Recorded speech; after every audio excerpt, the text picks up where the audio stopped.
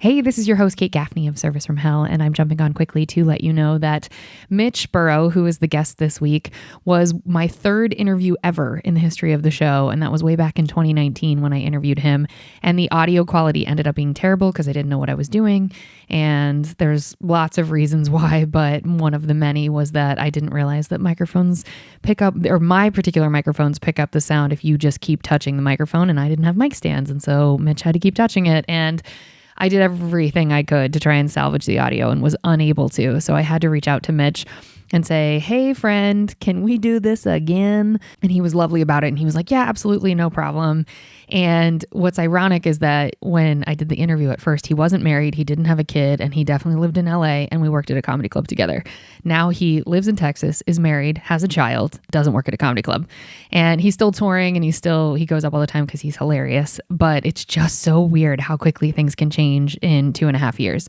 And so I'm really excited to have him back. But my interview style has changed. The questions have changed. My intro has changed. The name of the show has changed since I first did this interview with him. And so, yeah, thank you all so much for listening. Please enjoy. Find Mitch on all the socials. Find Mitch on all over the internet because he has so many clips out there and is so funny. He's one of my favorite comics. So Mitch Burrow, here we go. Hello. Oh. Check, 1, 2, 3. Okay. Hi. Maybe we've done it. Hello. I'm doing a thumbs up. I'm doing my finger up, doing 2 fingers up, 3 fingers up. Okay. All right. Well, it's. Can you hear me? Yes, I can hear you. It's not great, but it's better than it was. So I don't know. Maybe I'm just going to air the shitty audio one and I'll air this one right back to back and just be like, we are not meant to talk on this podcast about your service history. It's not meant to be. I do stuff from this laptop all.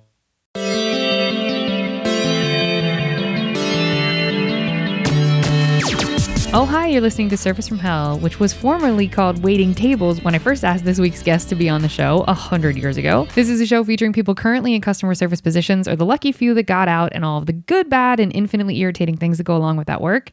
I'm actor and writer Kate Gaffney, and I'm uniquely qualified to discuss this as I used to work at a very busy and very popular comedy club in Los Angeles, and at least one of you listening right now has probably grabbed me and told me you were ready to order when I was running around like a crazy person. So let's eat. And that intro has changed too because I was employed back when we recorded and back when I wrote that.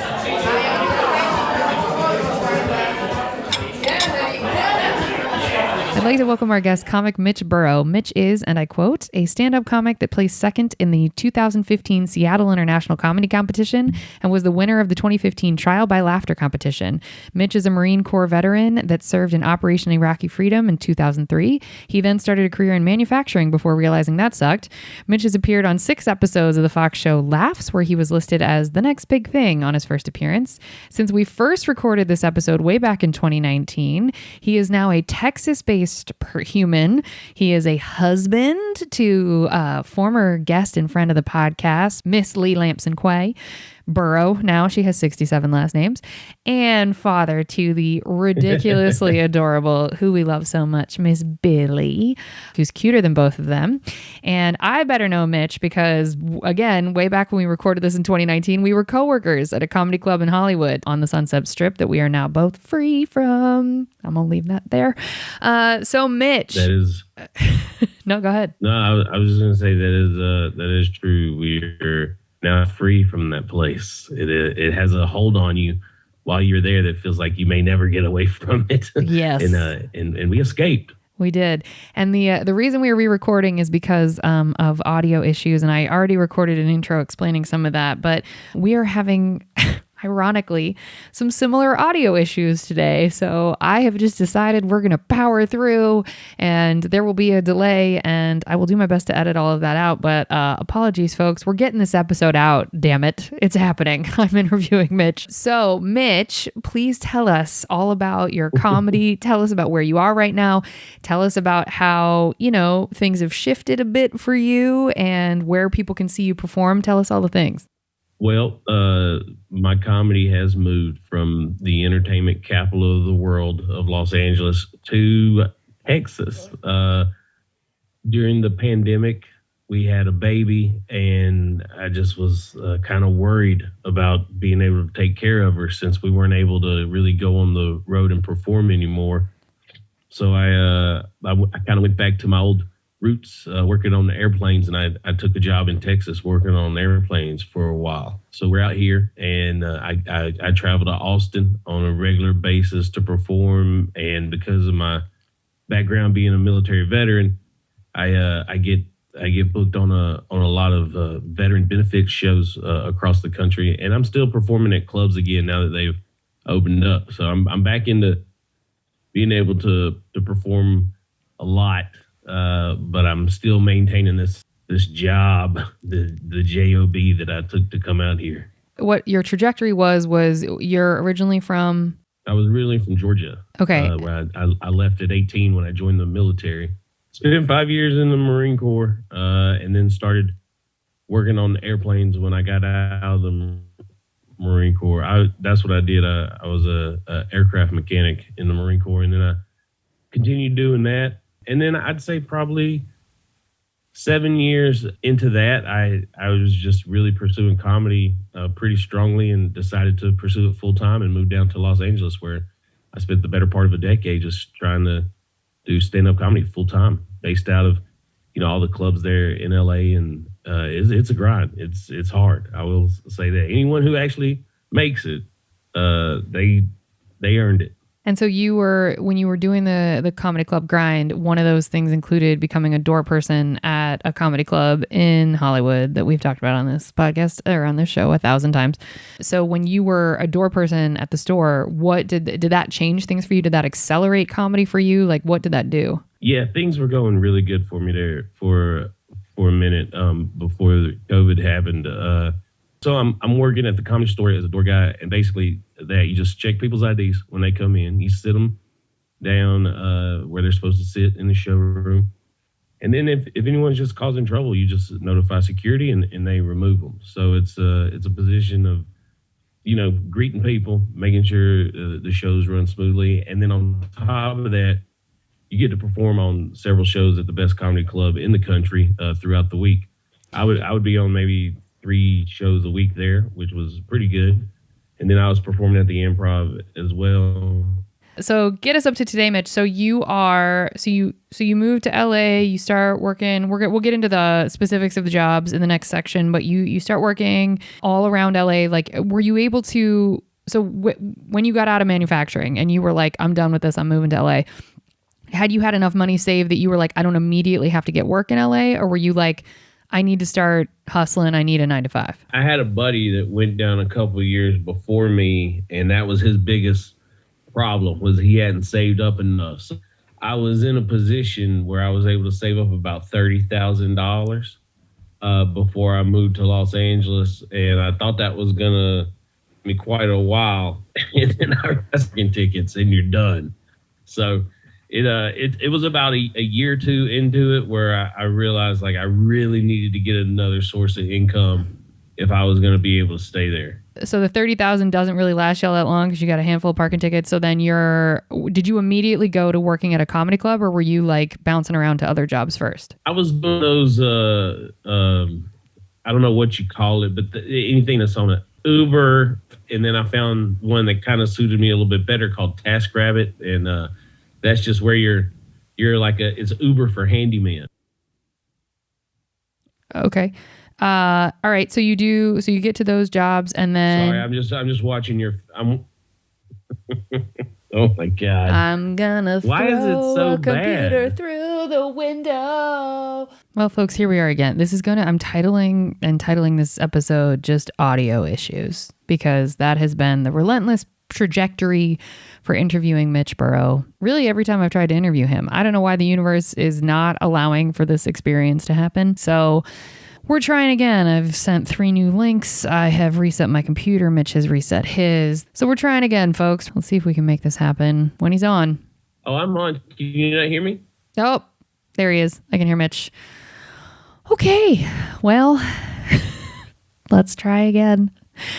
Mitch, where we left off was you saying that you didn't have to necessarily get a job immediately in corporate 9-to-5, but you did have to get a job you did Uber, and then you did TaskRabbit.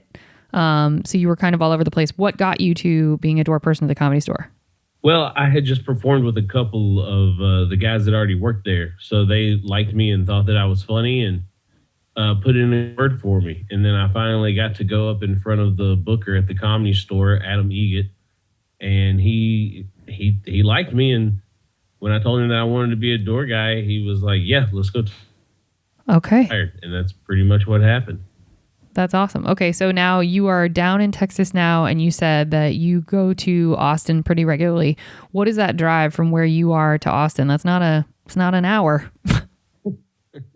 Yeah, that's 5 hours.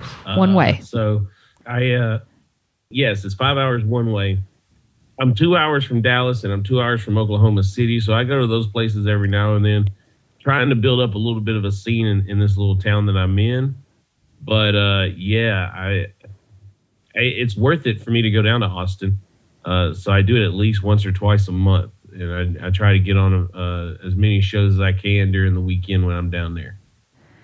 And that's got to be, I mean, not only is that time restrictive because you're working a regular crazy hour job right now, but that's also, I mean, do you feel like you're making inroads? Because I know that sometimes that's the kind of grind you got to do in LA, and you can sometimes feel like you're not really making any headway. So do you feel like there's progress in creating the audience down there for yourself?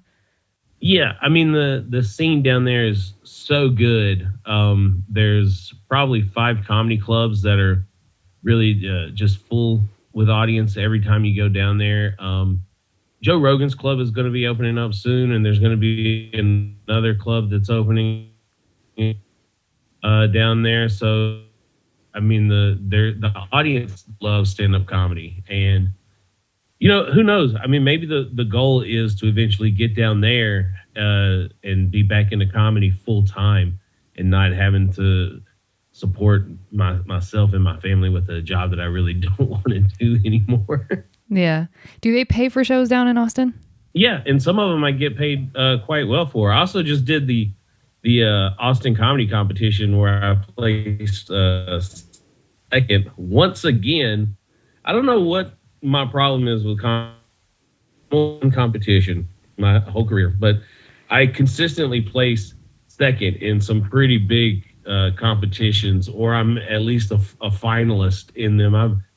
I did second in Seattle, second or third in San Francisco, second in this one. I've been a finalist in Big Sky and down at Laughing Skull in Atlanta. So I'm consistently up there, but I never break through to get the number one spot. So it's pretty frustrating at times. Yeah, I would imagine that's I would feel like I was bashing my head against the wall. But at least, so when you are down, is the Austin comedy scene, as far as support goes, does it feel different than it felt in LA, or does it feel like a grind in both cities? I think in Austin, the biggest difference is that they're not worried about what they're going to say on stage or the wrong person seeing them, or it doesn't constantly feel like an audition, because when you're in Los Angeles, you never know who's going to be in that audience. So a lot of times you're not really trying new stuff. You're not really being as prolific as you could be because you want to always crush. So you end up with a lot of people just doing the same 5 and 10 minute sets that they always do. Austin is like a really great stand-up comedy city where there's no industry there where you're trying to get on television or anything like that. You're just doing comedy. So you really do see a lot of people who are just really great stand-up comedians and constantly pushing themselves to do more and be better. And it's one of the best cities that I've ever been in as far as stand-up comedy is concerned.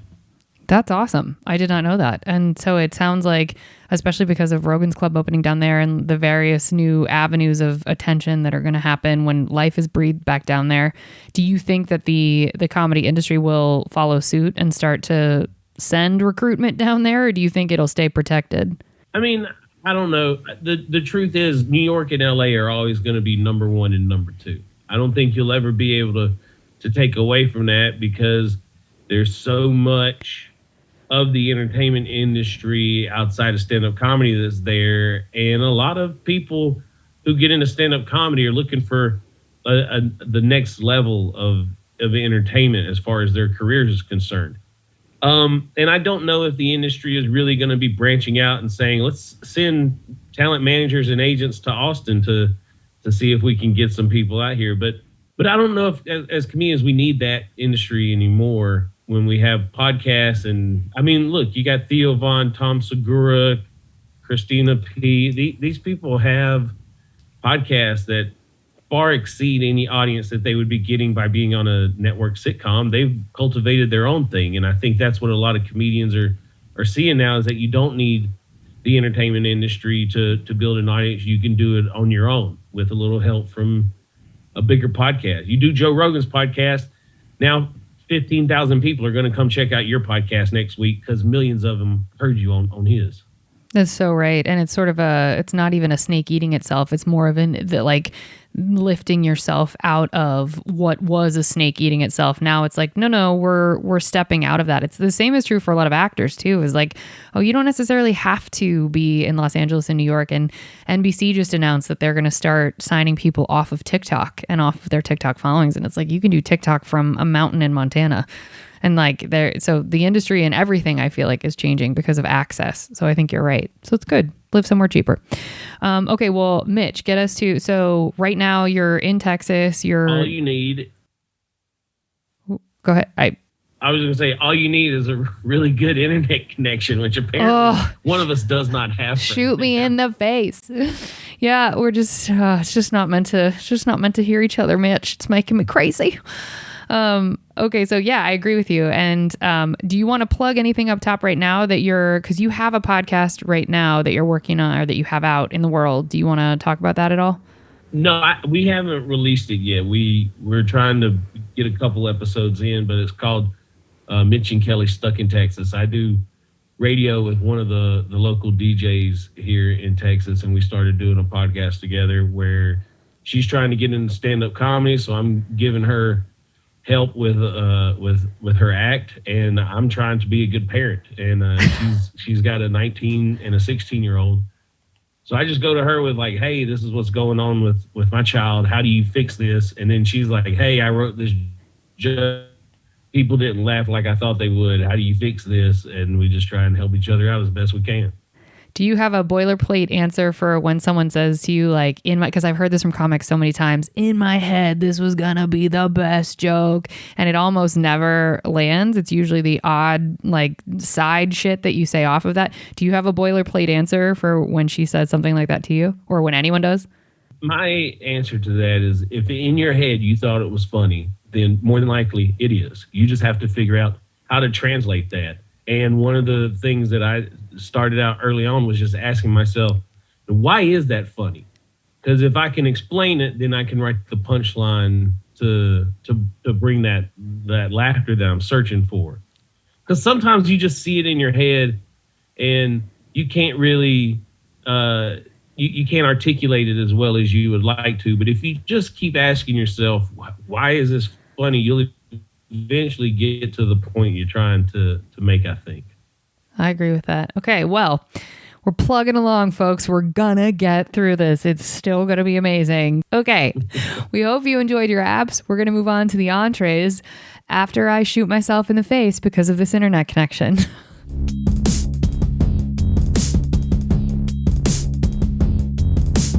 We are back, and now we're moving on to the entrees. Okay, Mitch, now you've done this before, but your answers may change. Who knows? Or you may have thought, in the 3 years since we first recorded, you may have different answers now. What was your first job ever where the government was taking taxes out of your salary? So not like paper route, but what was your first job?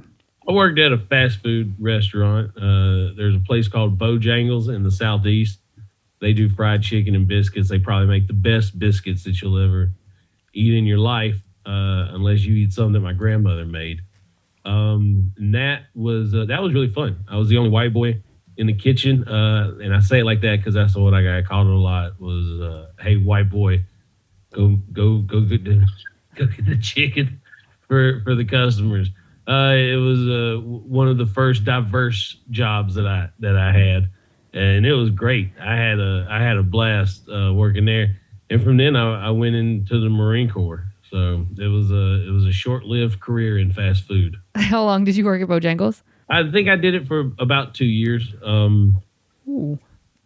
it was a fun gig. And I got a lot of free chicken. You got a lot of free chicken, you said? Yeah, I got a lot of free chicken, which Okay. made it a little bit harder for me to make it through Marine Corps boot camp. But it did. So I don't know that I've had anyone on. I don't even know that you told me about Bojangles before. Fast food, the thing that sticks in my mind is the monotony of it, and especially if you're cooking. Like, how did you get through just like the turn and burn and the constant, like being in the heat with the grease and the, and it's the same thing every day. Like, how did you mentally get through that? Well, I think a chicken restaurant is different because you're dipping the chicken in the batter and then you're getting it floured up and then you fry it and then it sits in the fryer for a while. So you kind of have some time to kind of just joke around with your coworkers and stuff while that's going. It's not like a burger place where you're constantly flipping burgers and making sandwiches. It's more of you kind of have a rush. And then once it's done, you're kind of chilling for a little bit. And then there was the other side of the house that was making biscuits. And that was kind of got promoted in that gig. And so once you got to that, you knew how many biscuits you had to make, and you was just hitting that number, and then just cleaning your station for the rest of the night. It wasn't that bad. So you liked it was the coworkers that really made the difference for you. Was that like you could get through kind of any of the monotony, but you got to screw around with fun people? Yeah, 100%. Like I was just some boy that lived on a young black dudes that went to a different school in a different city. And, like I was coming in there listening to Garth Brooks, and then they were like, hey, let me introduce you to Master P, Mr. Ice Cream Man. And I was like, whoa, I've been missing out on some stuff. Okay. How many customer service jobs would you have? And honestly, I would count being in the Marine Corps because that is customer service at the highest level. So how many, if we say Bojangles, Marine Corps, that's 2. Obviously being a door person at the store, that's 3. What else have you had? I mean, it depends. If you consider those jobs like Uber and Lyft and doing handyman work through TaskRabbit, that's pretty much it. Were those. And I got to be honest, I try to be as respectful as I can to any kind of Uber or Lyft driver, because I know when I was doing it, the worst part is people are getting in your vehicle and they're acting like it's not your own personal vehicle. They act like it's a taxi cab. And I've had people like get in and just light up a cigarette and start riding. I'm like, what do you mean you can't smoke in my car? Like they have no respect. So that's probably the worst service industry job that I had is driving. What is it that you would have? So was it truly the biggest pain in the ass? Was people like just treating it like it was a cab? Were you spoken to any kind of way, or was it not really that? It was more you're screwing with my car. Honestly, like when it comes to how they speak to you, it's never that they're talking to you rudely. It's like they act like you don't exist. Ooh. Like you're getting into my car and we're going somewhere, and then like, and I get it. Who wants to talk to a stranger or something? But they just get in and they're looking at their phone for 15 minutes or whatever. And it's like, I am not a person in their eyes. They do not view me as the same. Yeah, there is a specific energy with that. Are you comfortable talking about the family business that you also had a pretty long run with? Oh yeah, my grandfather started a business where we manufactured tombstones. It was a granite business, and my granddad ran that for a while, and then my dad took over, and that's when I started working for it. Was while my dad was the boss, and that was tough because there were a bunch of times because my granddad was still around. So my dad and I would get into it, and he'd tell me, he'd be like, why don't you just take your ass on home? I don't want to see you around here no more.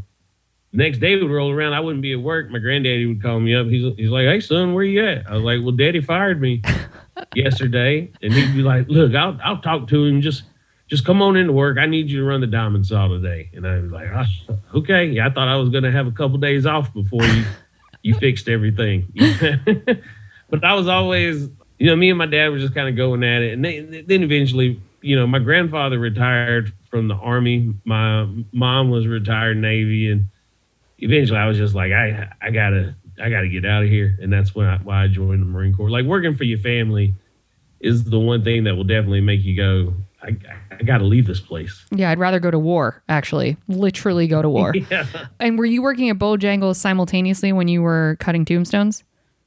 No, I did the Bojangles thing first, like as a young teenager, and then because I was doing that while I was in school, and then I quit school, and I went to get my GED, and while I was doing that, that's when I went to work for my dad and my grandfather. And so the period of time when you were working with cutting tombstones, were you the one that would have to interface with the customers who were grieving and dealing? Like, I can't imagine how you get through that. And it's not like you had training in therapy, so you knew how to hold space for someone's grief as they're like getting their mom's name etched into stone. So how did you have to interface with them directly, or did someone else do that? No, not at all. Actually, no one in our business did. We'd be what was considered more of a wholesaler. Because the funeral homes and places like that across the country would hire us to make the order for them, and then we would ship them out and drop these. Like it's an 18-wheeler full of granite. It's going down to Florida, to Alabama, to Mississippi. We're dropping everything off and getting out of there. We don't ever talk to the people face to face. So would you be carving the names into the tomb, or would you just do the cuts of the granite? That's actually an interesting question. It's sandblasted on, so you have like a rubber overlay, and then you just like a high pressure hose spitting out little pieces of sand, and that's what cuts away at it. But my granddad didn't do it. He said it was too easy to make mistakes, so he really only dealt with customers that had their own equipment. So we would send a blank tombstone to them, and then they would put the names and dates on it themselves.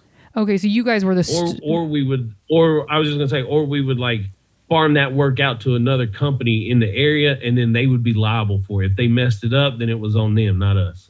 Okay, so you were essentially the storage house for these massive pieces of granite, and then you guys would do the shaping of the like actual tombstone, but the carving of the names and stuff, that was farmed out. Right, yeah. Okay. Yeah, we take a big multi-ton block of granite and then cut it into different pieces and then carve it into what you would see in a cemetery or a graveyard. Got it. Okay. And what of all of these jobs that you've done, so all these customer service jobs, and you don't get to count comedy because I think comedy is absolutely customer service. But apart from that, what has been your favorite of all of the customer service jobs you've had? I mean, working at the Comedy Store was definitely like a highlight for me, just because it gave me an opportunity to do the thing that I wanted to do the most. It was just look, here's the thing. I have a very love-hate relationship with my job there, because it took me into some really dark places, fortunately. Like I drank and I did drugs while I was there, which is something that, I drink, but I never did drugs like I did when I was working there. And it was it had to do with the accessibility of it and just the people that you're around that are doing it as well. And it provided me a way to make enough money to just pursue comedy full time. And I was there and I was around comedy all the time, and you're with some of the biggest names in the industry. So it was a really good opportunity. But yeah, some people, myself included at times, kind of throw that opportunity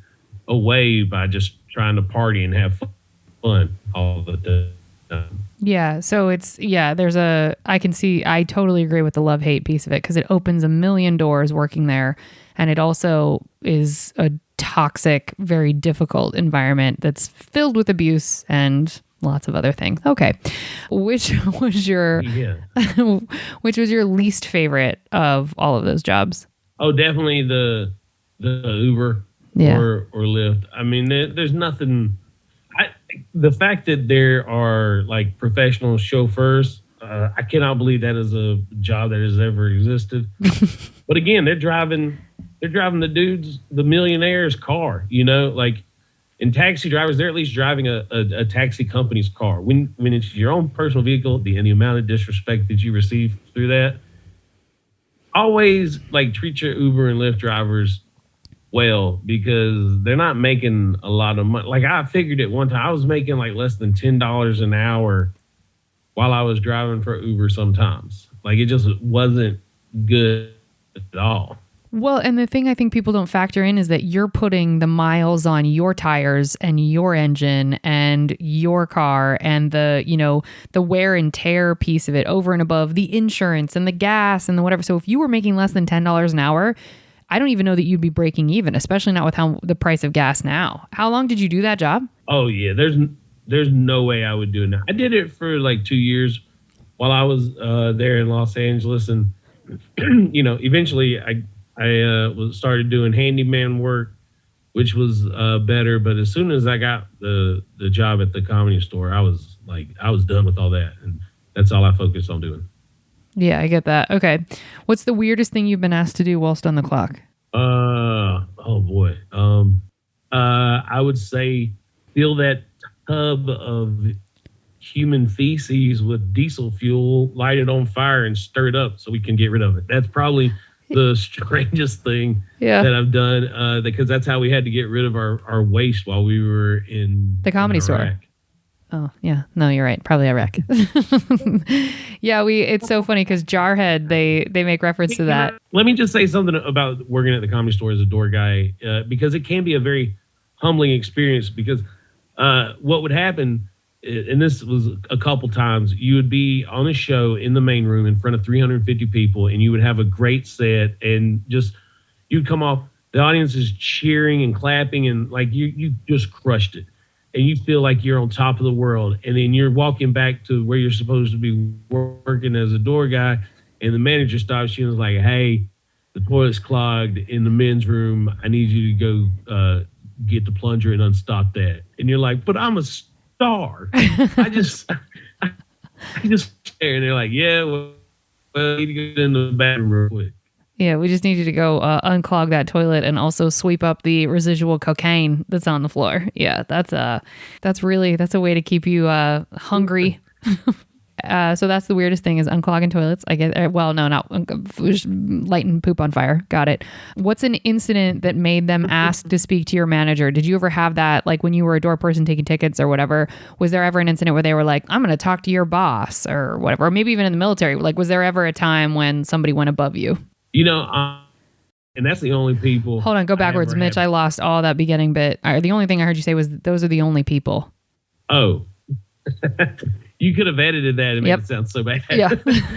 Australians are the only people that I ever had problems with at the Comedy Store. Their rules are so relaxed in Australia as far as drinking is concerned. Like as soon as you tell them you need to see an ID or something, they're like, "Come on, mate, I'm 23. Well, I gotta show my ID," or whatever. That's a terrible Australian. It's a good accent. You're crushing it. It gets the point across. Anyway, this older Australian dude comes in, and they had purchased front row tickets, but someone had moved to the front row after being sat and taken up their spot. So they showed up late, and the seat was full. And we were like, "Hey, sorry, but we can give you this really good private seat right here in exchange." So he wanted to talk to the manager or complain about it. So I told the manager. Manager told them that they could have free drinks and didn't pass that on to the server. So when the server came and brought him their check, he got all pissed off at me. And I was like, "Hey, man, I'm going to go see if I can get some help." And it took me some time, and I came back and I was like, "Hey, I don't really know what to do." And then he started cussing at me, and that's when the manager showed up, and I was just like, "Fuck this guy. I'm trying to help, and he's being a fucking asshole." And the manager was just like, "Hey, you can't talk to the customers like that. You need to just walk away right now." And also, like, I'll be honest, we had 2 security guards like right next to me, so I was definitely like feeling a little braver and cocky than I should have. But you just get pushed so far with the Australian audience members that you have a breaking point at some point in time. So did that happen consistently? That wasn't the only time with Australian customers that kind of pushback happened? Like that was a through line you experienced when you were there? I think foreigners in general, just being in the States, like with them everywhere they go to show that they're over 21. America has a different culture with all than I think the United Kingdom or Australia or, any place like that. So they're kind of like dumbfounded when you are like, I will not let you into this place unless you have an identification. Even though I get it, you look like you're over 30. I can't risk that because if the alcohol board comes in, we get a $10,000 fine for stuff like that. So it's just they don't understand why we're so strict on it, and then they want to treat us like we're being assholes and power tripping when really it's just like, hey man, I just don't want to lose my job. Yeah. Has a Yelp review ever affected, like, were you ever named in reviews of the store, or like, were you ever affected by that where you were like, oh, I could lose my job because someone Yelp called me out? I never got that Google alert, so I'm not sure if I ever got named in a Yelp review. Plus, if I was having a tough time with somebody and they were like, "What's your name?" I would have been like, "Matt Lockwood," and I don't give a shit who you tell. Okay. Was there a last straw that got you out of any of these jobs? Like, especially when you were, doing Uber and Lyft. I know you said that comedy was what allowed you to be able to afford to get out of it. But was there a moment where you, in any of these jobs, where you're like, I quit, light this all on fire, I'm so done? I mean, look, to be completely honest with you, any time that I've ever left anything, it was just to pursue comedy full time. I think on a day-to-day basis, I'm always like, fuck this job, no matter what it is, because I don't like doing it. I want to make my living and earn my way through life performing. That's what I love doing. So when I'm doing, like any kind of corporate work, I feel like I'm not serving myself. I'm serving some multi-million-dollar corporation that does not give a shit about me. Doesn't matter where it's at, whether it's Bojangles or my dad's business. They don't fucking care what I want. And being on age is the time where I've ever been like, this is for me, and I'm having a great time right now, and the people are loving what they're getting from me. So, it seems like most jobs have usually been as me working to a point to where I could leave that job and then just pursue stand-up comedy full time. So what we got from that was that you're saying the only time that you really feel like you're in control, you're in power, and you're really working to empower yourself is when you're on stage. So every other job, apart from being on stage, feels kind of like a pride swallowing, like, I don't want to be here. So whatever I can do to get out of this to stay on stage, I will do. I don't know that I would say that it's a pride thing. It's just, it's not fulfilling for me. I don't care if the boss comes up to me, 5 times a day and says, hey, we wouldn't be able to do this without you. You're doing great. Thank you so much for your contributions. It's like that doesn't serve me. It doesn't make me feel good about what I'm doing. When I'm performing, and whether it was like TV shows that I was on or whatever, like those were the times when I was like, this is for me. I'm doing something that I enjoy doing, and that's putting money in my pocket, and that's why I'm here. Yeah. Have you ever told a customer to F off or get out of your face, or been a little mouthy with the customer where you're like, uh-oh, I may have gone too far?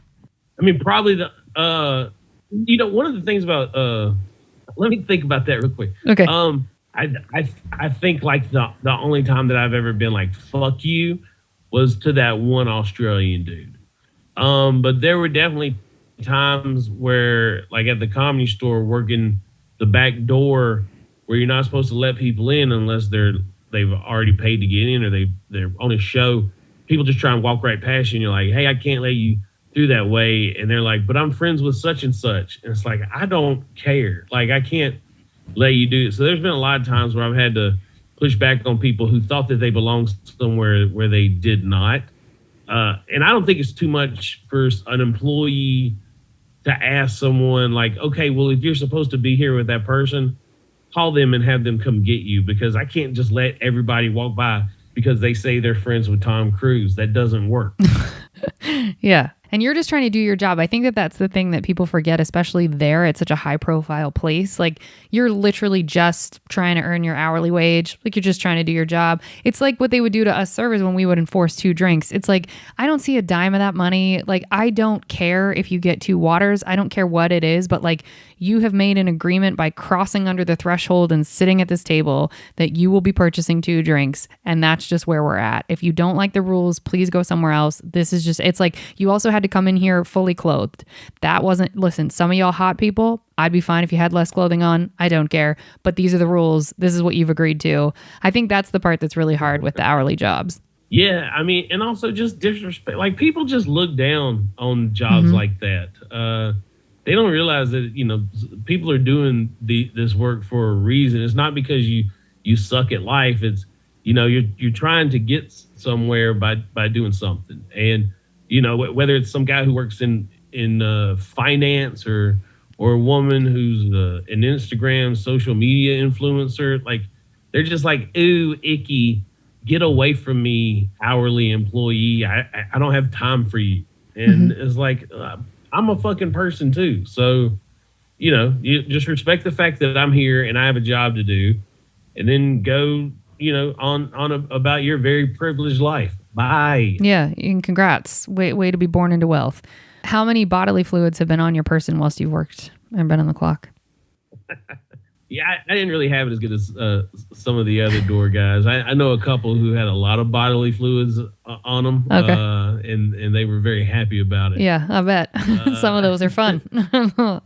Yeah. You're always like, hey, I haven't seen Abby around lately. Where?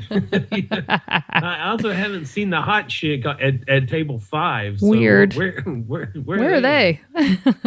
Never had any weird gross stuff.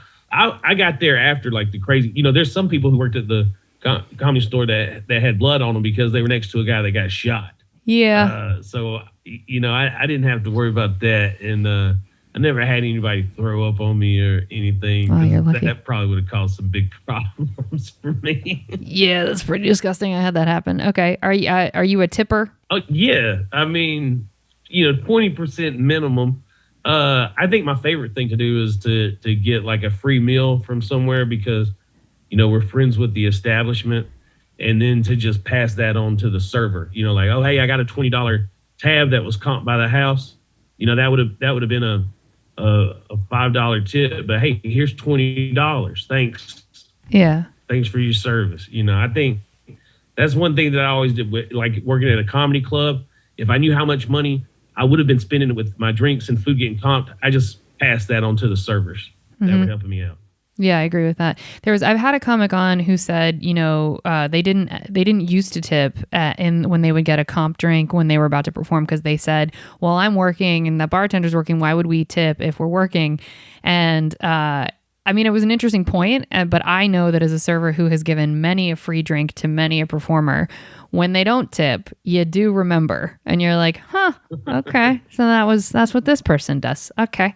I mean, even when I was working at the comedy store, if I was getting, like my shift drink or whatever, and I continued on into the rest of the night after I was done working, I would throw some money in the tip jar for the bartender because, hey, man, you don't have to hook me up, and you are, so I appreciate it, But then I will tell you there was a couple of bartenders who would not do that, and they didn't see shit from me. So actually, there was only one. There was one bartender who was always an asshole, and he just, he wasn't a friendly guy to anybody.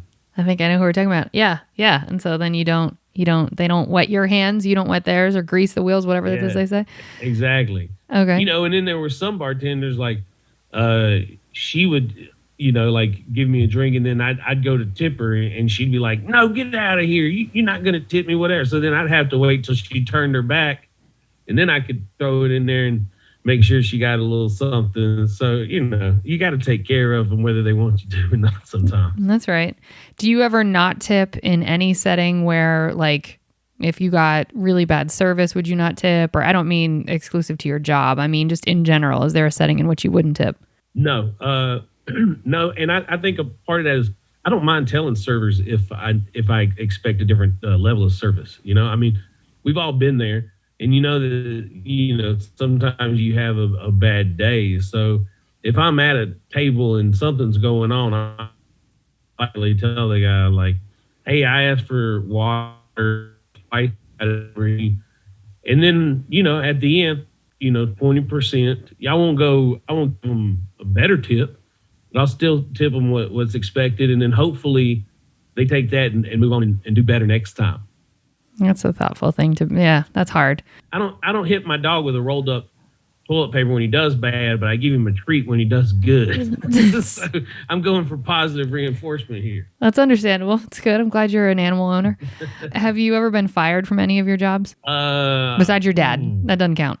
No, I've never been fired. I have probably quit some jobs that they weren't sad to see me go, but I've never really given anyone a reason to fire me.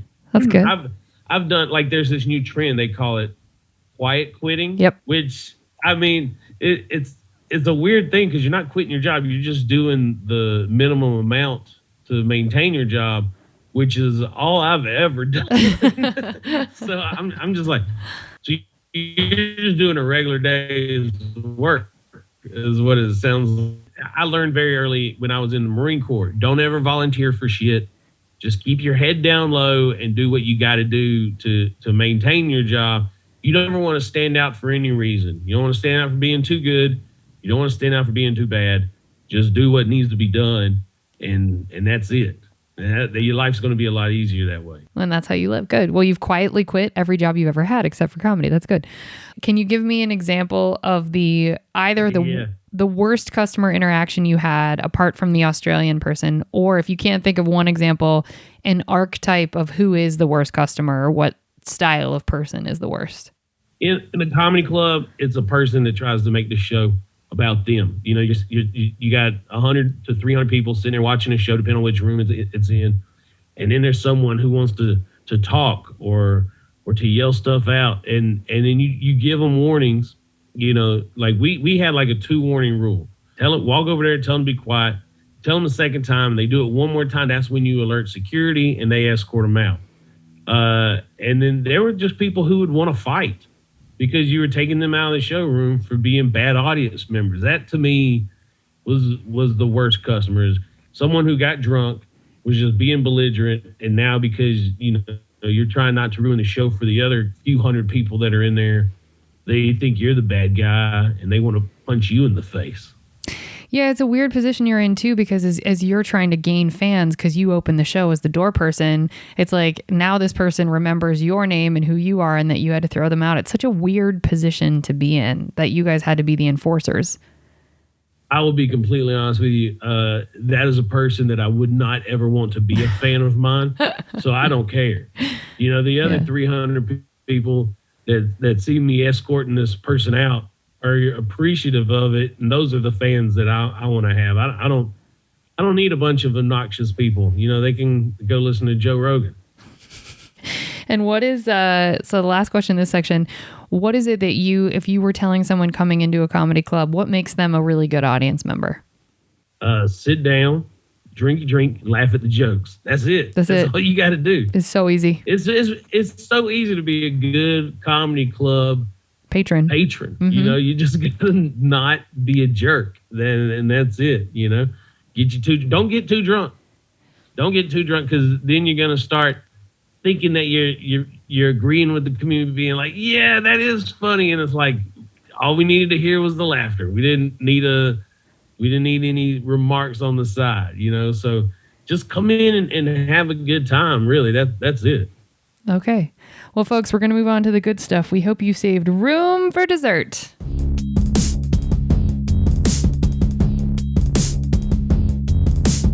What was the nicest thing a customer has done for you whilst you were working?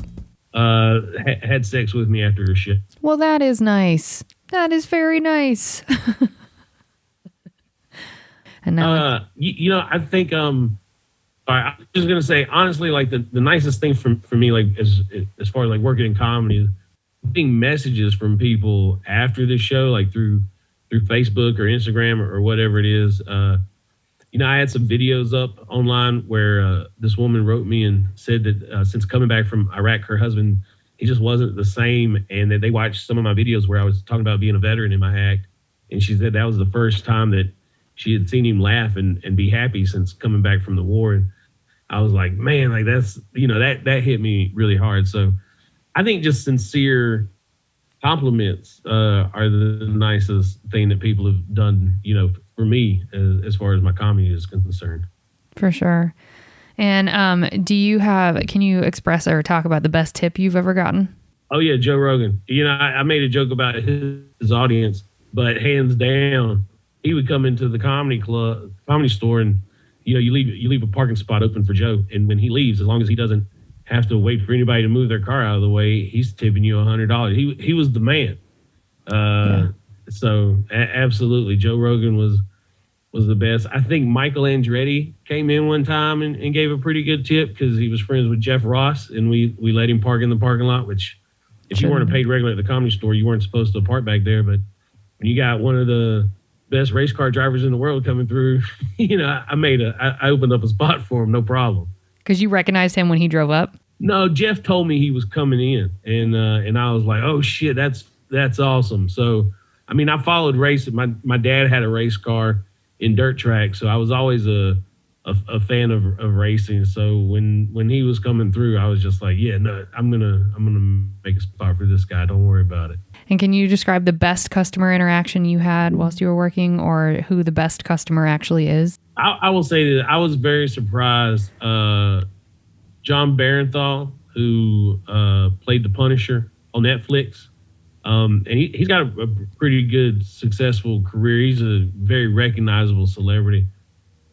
He came in and just asked where the bathroom, if he would be allowed to go use the bathroom because he was just hanging out outside. And I was like, dude, absolutely. And he was like, hey, man, thank you. I just really...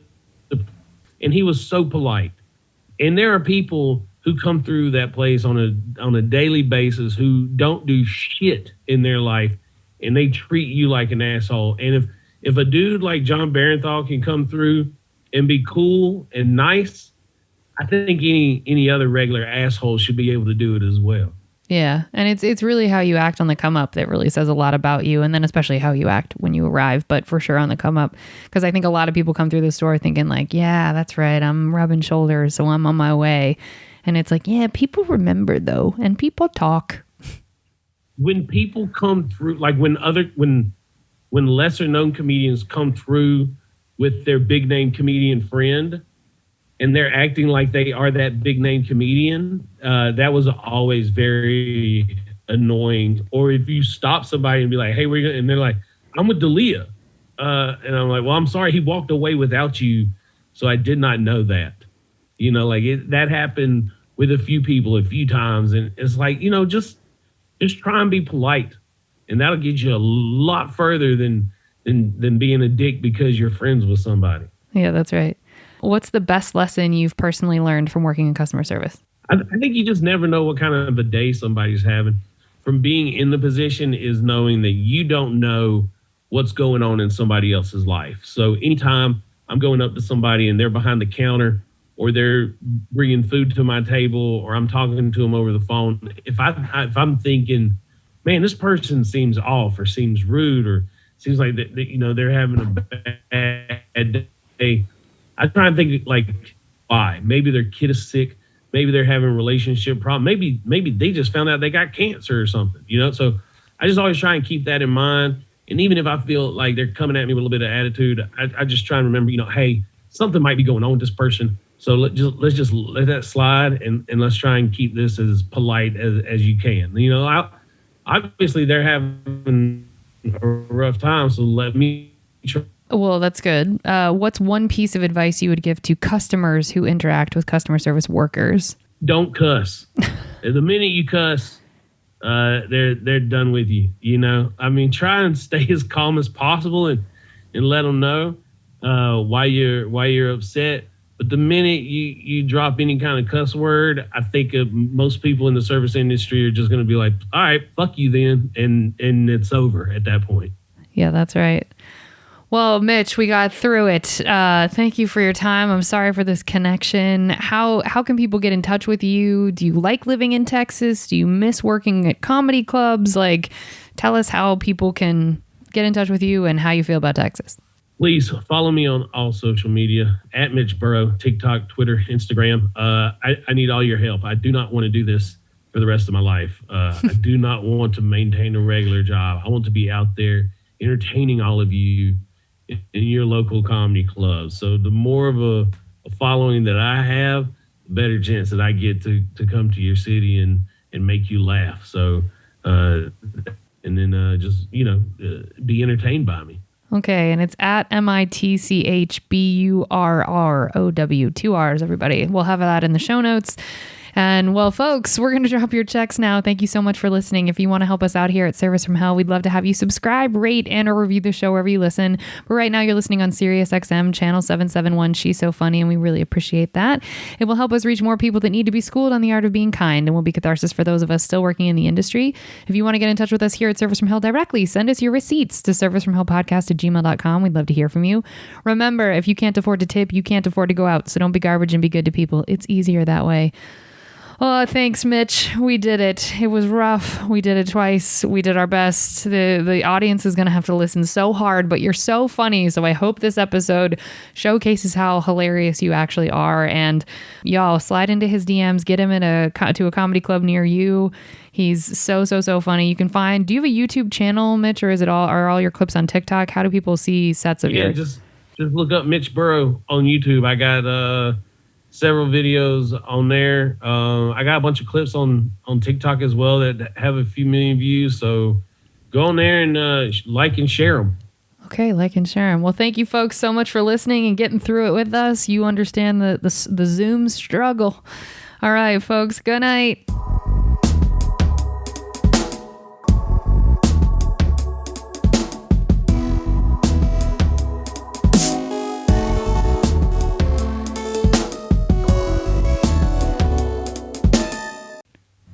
Thanks, Mitch. So sorry. Thank you. No, it's okay. I wish I don't know what you had to